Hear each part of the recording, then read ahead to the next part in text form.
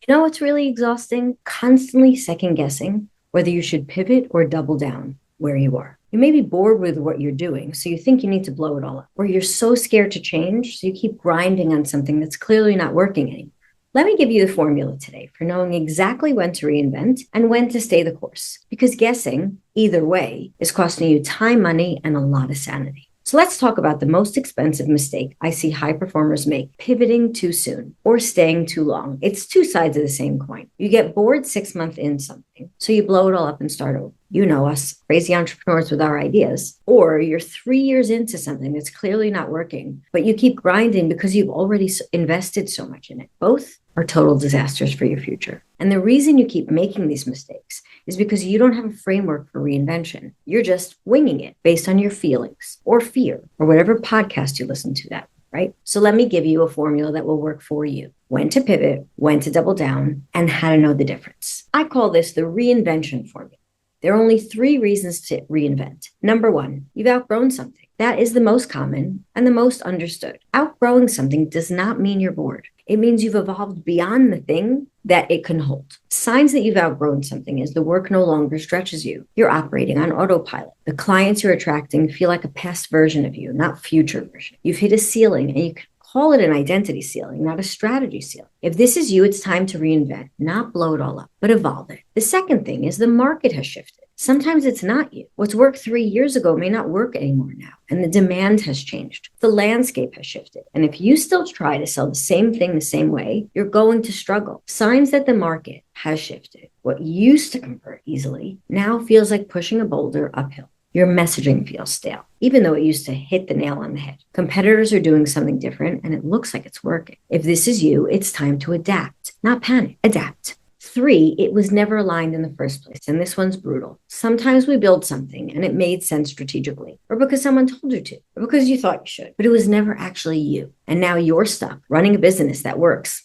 for someone else. Signs that it was never aligned: you dread the work even though you're successful in it. You feel like you're performing a role, not being yourself. The business may be making money, but drains your soul. Now, if this is you, it's time to burn it down and start over. Not tweak a little bit, rebuild. Let's talk about when not to pivot. Don't pivot because you're bored. Boredom is not a business strategy. You're bored. The problem is not your offer. It's you. You're probably not challenging yourself. You're not creating anything new. You're just executing the same thing again and again. So the solution to that is add a creative challenge. Build something new within your business. Don't burn down the whole thing. Don't pivot because something didn't work immediately. Most people quit 3 feet from reaching gold. They launch something. It doesn't crush it in the first 90 days, so they assume it's a failure and they move on. But sometimes things take time. Sometimes you need to refine the messaging. Sometimes the market needs to catch up with you and needs a little more education. Sometimes you're expecting something to be there faster than you want it. So you can't pivot because you're impatient.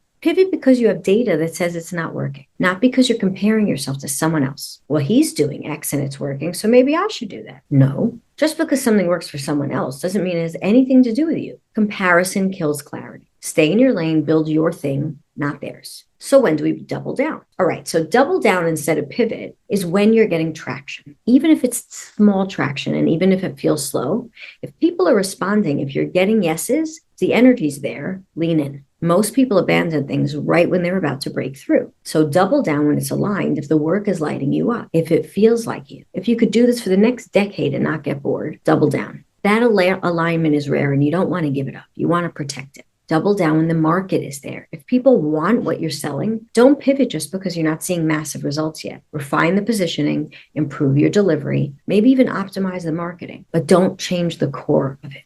So how do we know pivot or double down? Here's how you decide. Ask yourself these 3 questions. Number 1, is this still aligned with where I'm going? If yes, double down. If no, time to evolve. Number 2, is the market responding? If yes, keep going. If no, pivot the positioning or messaging, not your whole business. And number 3, the most important to me, am I bored or have I actually outgrown this? If I'm bored, add a creative challenge. If you've outgrown it, reinvent. So I want you to think about one area of your business where you're questioning whether to pivot or double down. Run it through this framework. Is it aligned? Is the marketing responding? Have I outgrown it? Or am I just bored? Then make your call and commit. Because the worst thing you can do is stay exactly where you are. Decide and then go all in.